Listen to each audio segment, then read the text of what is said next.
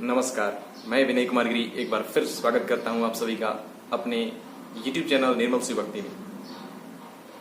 मित्रों, जैसा आप लोग जानते हैं कि इस चैनल में मैं धर्म और अध्यात्म से जुड़ी विषयों पर ही चर्चा करता हूं। तो इसी कड़ी में मैं एक नया वीडियो आज लाया हूं। इसमें शिव जी का यतिनाथ अवतार और हंसावतार, दो अवतार 2 जन्मों में उन्होंने लिया है, लेकिन उनसे जुड़ी कथा है। दोनों जन्म का एक दूसरे से सामंजस्य है, एक के बिना दूसरी अधूरी है। इसलिए इन दोनों ही कथाओं का मैंने इसमें प्रकाश डालने का प्रयास किया है।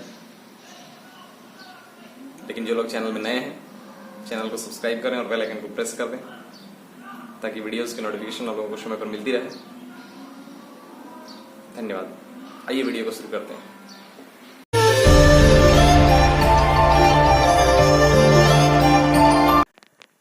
अर्बुदाचल नामक पर्वत के समीप एक भील रहता था जिसका नाम था आहुक। उसकी पत्नी को लोग आहुका कहते थे। वह उत्तम व्रत का पालन करने वाली थी।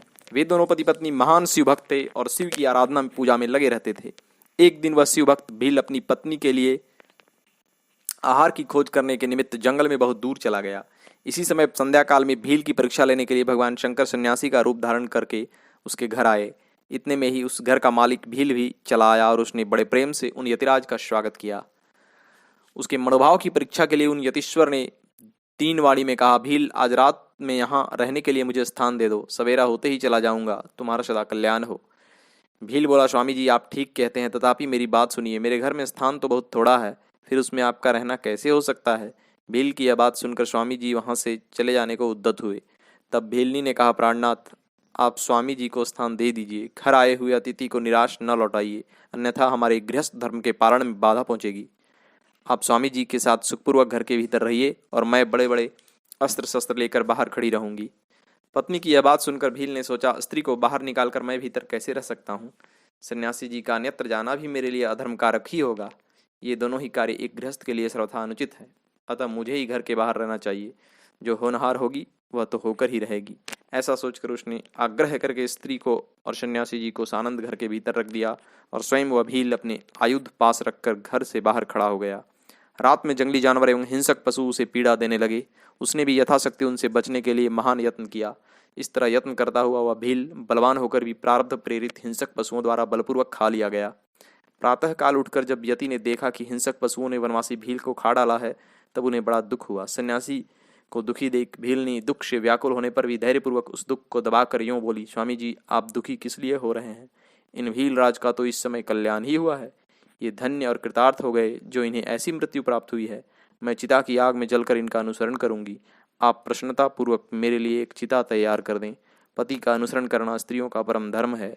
यह सुनकर उन्हीं स्वामी जी ने स्वयं चिता तैयार कर दी और धर्म पालन में प्रवीण उस भीलनी ने उसमें प्रवेश किया। तभी भगवान आशुतोष शिवशंकर अपने साक्षात स्वरूप से उसके सामने प्रकट हो गए और कहा, भीलनी तुम धन्य हो, तुम धन्य हो आहुका।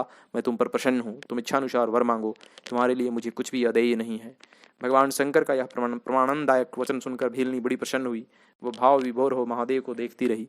उसकी ऐसी दशा देख प्रभु और भी प्रसन्न हो गए तथा वर न मांगने पर भी वर देते हुए कहा, मेरा जो यति रूप है यह भावी जन्म में हंस रूप से प्रकट होगा और प्रसन्नतापूर्वक तुम दोनों का मिलन कराएगा। यह भील निषद देश की राजधानी में राजा वीरसेन का श्रेष्ठ पुत्र होगा। उस समय नल के नाम से इसकी ख्याति होगी और तुम विदर्भ नगर में भीमराज की पुत्री दमयंती होगी। तुम दोनों मिलकर राजभोग भोगने के पश्चात वह मोक्ष प्राप्त करोगे जो बड़े बड़े मुनियों को भी दुर्लभ है। ऐसा कहकर भगवान शिव वहां लिंग रूप में स्थित हो गए। वह भील तथा भीलनी अपने धर्म से विचलित नहीं हुए थे, अतः लिंग को अचलेश लिंग कहा गया। दूसरे जन्म में वह आहुक नामक भील नैसद नगर में वीरसेन का पुत्र हो महाराज नल के रूप से विख्यात हुआ और आहुका नाम की भीलनी विदर्भ नगर में राजा भीम की पुत्री दमयंती हुई और वे यतिनाथ शिव वहां हंस रूप से प्रकट हुए। उन्होंने दमयंती का नल के साथ विवाह कराया। वे नल और दमयंती के लिए परमानंदायक हुए। ओम